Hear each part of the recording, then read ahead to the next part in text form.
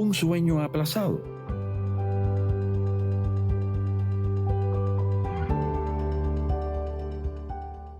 El refinamiento puede ser doloroso. Sin embargo, no te engañaré. El desierto no es un viaje a Disneylandia. Sufrimiento es sufrimiento y a veces nos golpea de maneras muy dolorosas. Quizá Dios te ha mostrado sueños y visiones de lo que Él te ha llamado a hacer. Puede que te haya hablado de los planes que Él tiene para ti. En el desierto, sin embargo, a veces parece que mientras más buscas al Señor y obedeces su palabra, más te alejas del sueño que Él ha puesto en tu corazón. Pensemos en José. Se le dio un sueño de liderazgo. Incluso sus hermanos y su familia estarían bajo su autoridad. ¿Qué llegó a continuación? Fue lanzado a una cisterna por quienes se suponía que lo protegerían, sus hermanos, y poco después fue vendido como esclavo en una tierra extranjera. ¿Puedes imaginar la conmoción, la decepción y el dolor? Es casi seguro que él imaginó que Dios realizaría una intervención milagrosa para liberarlo rápidamente. Esas esperanzas al final se desvanecieron, porque su esclavitud no duró unos meses o incluso unos años, sino que se prolongó más de 10 años. Eso es mucho tiempo. Mientras tanto, él sabía que quienes habían instigado su dolor vivían en libertad y disfrutaban de la prosperidad de su padre, que era muy rico. ¿Qué hizo José? ¿Cuál fue su respuesta en su tiempo de desierto? Mantuvo su fe, sirvió y no olvidó la promesa de Dios. Fue leal, sabio, diligente y como resultado experimentó un éxito bendecido. Sin embargo, sus condiciones volvieron a cambiar repentinamente y fueron mucho peores. La esposa de su jefe puso sus ojos en José. Buscó persuadirlo hacia el adulterio no una sola vez o dos, sino en muchas ocasiones. Aún así, José obedeció a Dios y huyó de la inmoralidad sexual cada vez. Finalmente, la mujer se puso tan agresiva que José literalmente tuvo que huir de sus garras, y ella, al verse despreciada, lo acusó precisamente de lo que él no hizo. Él fue condenado injustamente y metido en una mazmorra. Normalmente un esclavo extranjero que intentaba violar a la esposa de un oficial del rey nunca más volvería a ver la luz del día. Una persona en la cárcel tiene mucho tiempo para reflexionar. ¿Puedes imaginar los pensamientos con los que tuvo que luchar José? He servido a Dios fielmente toda mi vida. ¿Y qué ha producido eso? Resulta que sin tener yo ninguna culpa, estoy en esta mazmorra para pudrirme. Mi vida ha terminado. Mis malvados hermanos son libres y probablemente estén disfrutando de gran abundancia. ¿Qué he hecho mal yo? Lo único que hice fue compartir mi sueño supuestamente dado por Dios con mis hermanos. Y mira dónde me ha llevado eso. ¿Qué bueno hay en haber servido a Dios? Parece que mientras más lo obedezco, más empeora mi vida. ¿Quién podría juzgar a José por tener esos pensamientos? Parecen sonar lógicos, ¿no es cierto? Entonces, un día en la mazmorra, José enfrentó su mayor prueba en el desierto. Dios le llevó a 2 hombres, un copero y un panadero, y cada uno de ellos tuvo un sueño que lo dejó confuso y buscando una interpretación. Si José hubiera perdido la fe en Dios y en su promesa, habría sido bastante fácil estar ensimismado y apartarlos. Podría haber dicho: ¿tuvieron sueños anoche? Ya, una vez yo también tuve un sueño. También pensé que el sueño venía de Dios, pero esto es lo cierto. Los sueños no se cumplen. Los sueños son inútiles, vanos y engañosos. Así que, ¿quieren dejarme en paz, por favor? Si José hubiera hecho eso, habría permanecido en su desierto durante muchos años más, o quizás incluso el resto de su vida. Habría rodeado su billete a la libertad. El copero más adelante le habló al rey de la capacidad de José para interpretar sueños, lo cual condujo a la salida de José de la cárcel y a un ascenso.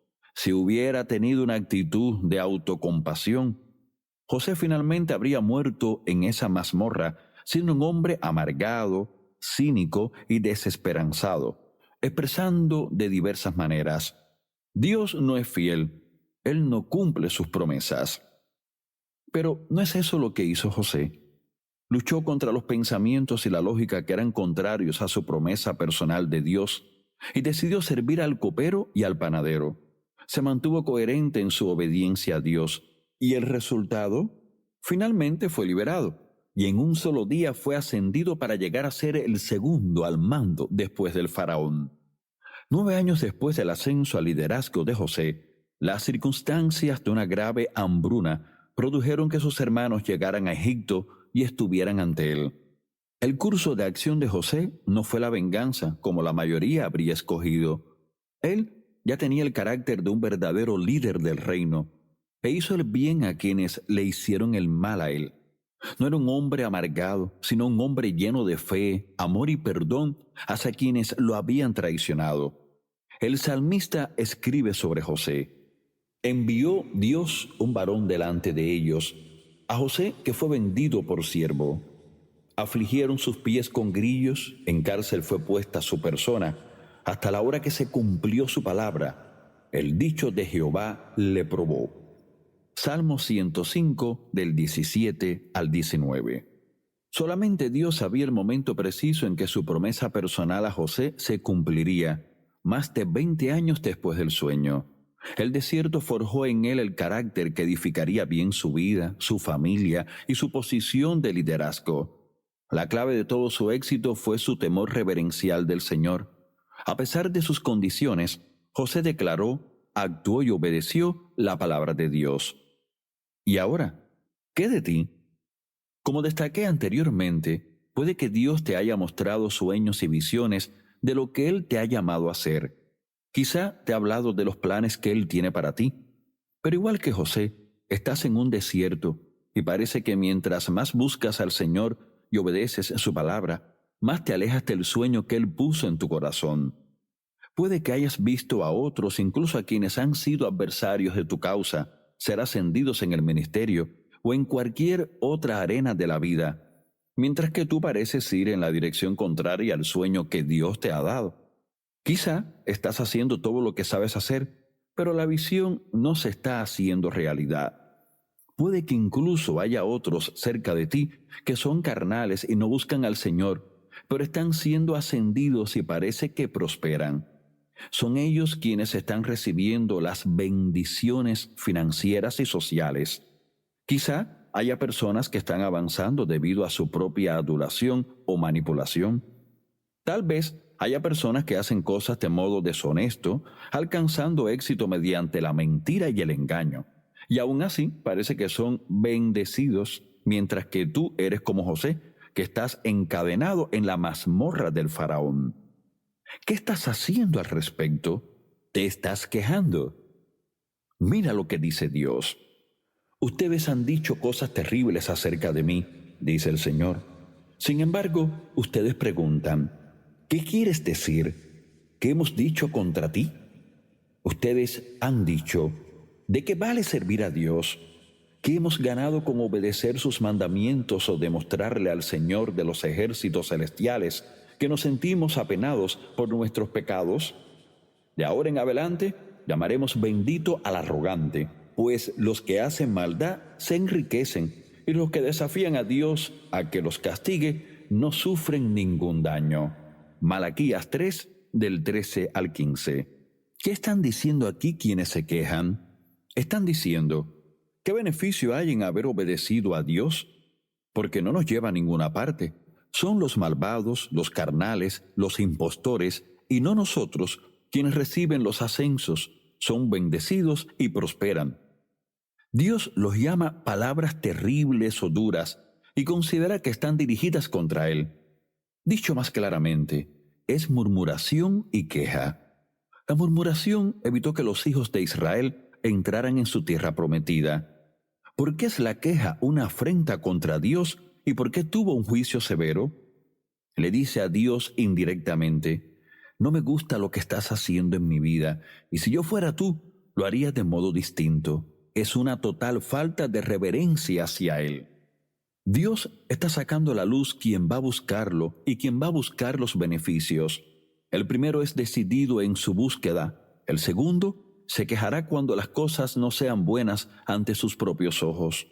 Lo que algunos llaman bendiciones y lo que realmente son bendiciones son dos cosas diferentes. Algunas bendiciones quizás no permanezcan si tu actitud, tu corazón, no es recto. A quienes se quejan y tienen motivos egoístas, veamos lo que el Señor dice que les hará y también a sus bendiciones. Escuchen, ustedes sacerdotes, creyentes que se quejan, este mandato es para ustedes. Escúchenme y decidan honrar mi nombre, dice el Señor de los ejércitos celestiales, o enviaré una maldición terrible contra ustedes. Maldeciré hasta las bendiciones que reciban. En realidad, ya las he maldecido, porque ustedes no han tomado a pecho mi advertencia. Malaquías 2, 1 y 2. Nuestra recompensa o herencia no consiste en cosas o posiciones. Nuestra herencia es el Señor. Ezequiel 44, 28 dice, y habrá para ellos heredad. Yo seré su heredad. Yo soy su posesión.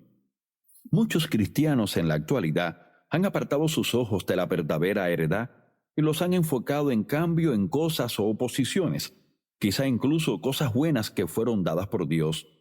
Pero es como el hijo que está más interesado en lo que su padre le da que en tener una relación con su padre. Yo tengo 4 hijos y me encanta darles cosas. Sin embargo, se me rompería el corazón si la única razón por la que ellos me prestaran atención fuera para obtener de mí algo que querían. Oigamos lo que sigue diciendo Malaquías. Entonces los que temían al Señor hablaron entre sí, y el Señor escuchó lo que dijeron. En la presencia de Él, escribieron un rollo de memorias para registrar los nombres de los que temían al Señor, y siempre pensaban en el honor de su nombre. Malaquías 3:16. Estos temerosos del Señor atraviesan las mismas condiciones en el desierto que los quejosos, pero la prioridad de este grupo no es posición, reconocimiento, cosas. Ellos buscan el corazón de Dios. El deseo de conocerlo a Él arde en su interior. Puedes hablarles sobre cosas sociales o cosas de negocios, pero su corazón arde cuando les habla sobre el Señor o lo que Él está diciendo. Estos son aquellos de los que dice Lucas. Entonces se dijeron el uno al otro, ¿no ardía nuestro corazón cuando nos hablaba en el camino y nos explicaba las Escrituras? Lucas 24:32. Sus deseos están fijados en las cosas del Espíritu y dicen, quiero conocer a Dios, quiero agradarlo a Él, tengo hambre y sed de la palabra del Señor. Quiero que Él se alegre en mí porque Él es la fuente de mi gozo. Eso es lo que más me importa. Su primer amor es Jesús, no posiciones, estatus o posesiones. Su conducta no es alterada por si están en medio del desierto o predicando a millones. Porque nosotros somos colaboradores de Dios y vosotros sois labranza de Dios, edificio de Dios. Conforme a la gracia de Dios que me ha sido dada, yo como perito arquitecto puse el fundamento y otro edifica encima, pero cada uno mire cómo sobreedifica. Primera de Corintios 3, 9 y 10. Necesitamos prestar mucha atención a cómo construimos nuestra vida. En la Biblia, la construcción de una casa simboliza la construcción de nuestra vida y servicio al reino. Pertenecemos a Dios porque somos su edificio. Cristo Jesús, el cual es fiel al que le constituyó, como también lo fue Moisés en toda la casa de Dios. Porque de tanto mayor gloria que Moisés es estimado digno cuanto tiene mayor honra que la casa el que la hizo. Porque toda casa es hecha por alguno, pero el que hizo todas las cosas es Dios. Hebreos 3, 1 y 4. Notemos quién construye la casa, el Señor. No es la fuerza de nuestra carne. Cualquier cosa que Dios construye permanece. Lo que nosotros construimos, no. Si Jehová no edificara la casa, en vano trabajan los que la edifican. Salmos 127:1. Lo que el hombre construye lejos de Dios, ya sea su vida, su hogar o incluso un ministerio, no permanecerá. En Génesis 11:4 vemos un ejemplo de eso. Vamos, edifiquémonos una ciudad y una torre cuya cúspide llega al cielo, y hagámonos un nombre, por si fuéramos esparcidos sobre la faz de toda la tierra. ¿Cuál fue el motivo de quienes construyeron la Torre de Babel? Querían alcanzar sus propios sueños, elevar su edificio para su propia gloria. Querían ser como Dios, pero totalmente independientes de Él. Esa búsqueda cumplió sus deseos y su voluntad, pero no los de Dios. Construir apartados de Dios nunca sale bien, porque a pesar de cuán noble sea nuestra intención, sin Dios es un ejercicio de futilidad. Por eso se nos advierte, pero cada uno mire cómo sobreedifica, porque nadie puede poner otro fundamento que el que está puesto, el cual es Jesucristo. Y si sobre este fundamento alguno edificare oro, plata, piedras preciosas, madera, heno, hojarasca, la obra de cada uno será manifiesta, porque el día, ¿quién podrá soportar el día de su venida? La declarará, pues por el fuego será revelada, y la obra de cada uno, cual sea, el fuego la probará. Primera de Corintios 3, del 10 al 13. Oro, plata y piedras preciosas representan el modo de construcción de Dios. Madera, heno y hojarasca representan nuestros propios métodos de construcción según el plano del mundo. ¿Hablan estos versículos solamente de juicio en el cielo? No. Los versículos describen cuando Él llega a su templo. Ver Malaquías desde el 3:16 al 4:1 y Primera de Corintios 3:16 y 17. Él llegará como fuego, que bien consumirá madera, heno y hojarasca, o refinará oro y plata.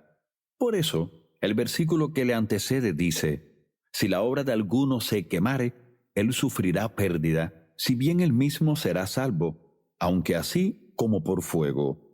Versículo 15. Si construyes tu vida, tu negocio o tu ministerio con ladrillos que tú mismo has fabricado, como la fortaleza de tu personalidad, o con programas o técnicas del mundo, si construyes manipulando o controlando a personas mediante la intimidación, si halagas y agravas a otras personas para obtener posiciones, si cuando construyes derribas a otros mediante crítica o chismes, entonces todo lo obtenido por esos métodos será quemado y se perderá. Muchos se promueven en sí mismos usando técnicas engañosas o incluso mintiendo descaradamente para obtener beneficio. También eso será quemado. Nadie se engaña a sí mismo. Si alguno entre vosotros se cree sabio en este siglo, hágase ignorante para que llegue a ser sabio. Porque la sabiduría de este mundo es insensatez para con Dios. Primera de Corintios 3, 18 y 19. Ante los ojos de Dios, cualquier área de tu vida en la cual tu motivo sea egoísta es considerada madera, heno u hojarasca. A pesar de cuánto parezca ayudar a otros u opere en el nombre del Señor, o sea tiempo sacrificado, todo ello arderá. El enfoque de la sabiduría de este mundo es el yo, pero si tenéis celos amargos y contención en vuestro corazón, esta sabiduría no es la que desciende de lo alto, sino terrenal, animal, diabólica. Santiago 3, 14 y 15. La envidia engendra competición y sospecha. Para mantener seguro nuestro dominio, puede que comencemos a practicar juegos de poder que pueden costarnos amistades y nuestra integridad, o más importante, dañar nuestra relación con Dios.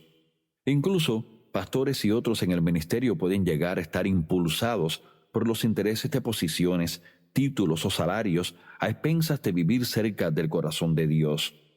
Para otros que buscan genuinamente el corazón de Dios, puede parecer que mientras más lo buscan a Él, más se alejan. En frustración claman, Dios, mientras más te busco, más desciendo y no haciendo. Pero Dios responde, cava más hondo. Todo aquel que viene a mí y oye mis palabras y las hace, os indicaré a quien es semejante. Semejante es al hombre que al edificar una casa, cavó y ahondó y puso el fundamento sobre la roca. Lucas 6, 47 y 48. Cuando nuestra familia vivía en Dallas, yo veía a los constructores levantar rascacielos. Al principio el progreso era lento, ya que se dedicaban meses a romper roca y cavar para poner los cimientos. Cuanto mayor era el edificio, más profundo era el agujero y más grande el cimiento del edificio. Desde encima de la tierra parecía que los constructores se movían lentamente y avanzaban poco. Entonces, de repente, el alto edificio se levantaba rápidamente. Parecía que su progreso se produjo casi de la noche a la mañana comparado con el proceso de preparación. La progresión hacia arriba no era nada cuando se comparaba con la preparación hacia abajo. Creo que hay muchos en el cuerpo de Cristo que están en el proceso de preparación hacia abajo, especialmente quizá entre la generación más joven. Alabo a Dios por eso. Puede que tengan un llamado al ministerio o algún otro sueño que el Señor les ha dado, pero en la actualidad están en posiciones de servicio. Las cosas no parecen estar moviéndose con mucha rapidez, pero creo que están bajo la atenta preparación de Dios en el desierto. Se está poniendo el fundamento, se está formando el carácter de Cristo. Este carácter sustentará a todos los que servirán a Cristo y su reino con fervor en los próximos años. Otros que no están habitando en el desierto parecen estar moviéndose rápidamente hacia arriba mediante política o algún tipo de autopromoción. Nuestros viajeros por el desierto quizás sienten que están detenidos y puede que incluso sean tentados a tomar la ruta fácil y rápida, pero sabiendo que esa ruta no produce un carácter duradero y ponen un compromiso, el carácter existente que ya han alcanzado, deciden que el riesgo es demasiado grande. Al esperar en Dios, permiten que el maestro constructor ponga un fundamento sólido sobre la roca. Actualmente, hay pastores que buscan a Dios diligentemente, pero de nuevo parece que sucede muy poco o incluso nada. Están en un lugar o una temporada seca. Observan mientras otros se promueven a sí mismos y sus ministerios exitosamente mediante el uso de técnicas de mercadotecnia secular. Crean ilusiones de felicidad y éxito en las redes sociales. Sin embargo, Dios no permitirá que esos viajeros por el desierto construyan con esos métodos, porque Él está preparando su fundamento sólido y duradero. Y también están aquellos a quienes Dios aún no ha mostrado un lugar o posición en particular, pero les ha dado un sueño. Ellos se preguntan cómo llegará a suceder y su posible cumplimiento parece estar alejándose. En este tiempo seco de desierto, Dios fija su mirada en quienes esperarán en Él en obediencia y los separa de quienes construirán con las herramientas del engaño, la conducta calculada de autopromoción o la manipulación. La verdadera promoción ordenada por Dios y una salida del desierto llegará a quienes están observando y esperando que Dios acuda a su templo. Él dice: «Al tiempo que señalaré, yo juzgaré rectamente, porque ni de oriente, ni de occidente, ni del desierto viene el enaltecimiento. Mas Dios es el juez, a este humilla y a aquel enaltece». Salmo 75, 2, 6 y 7.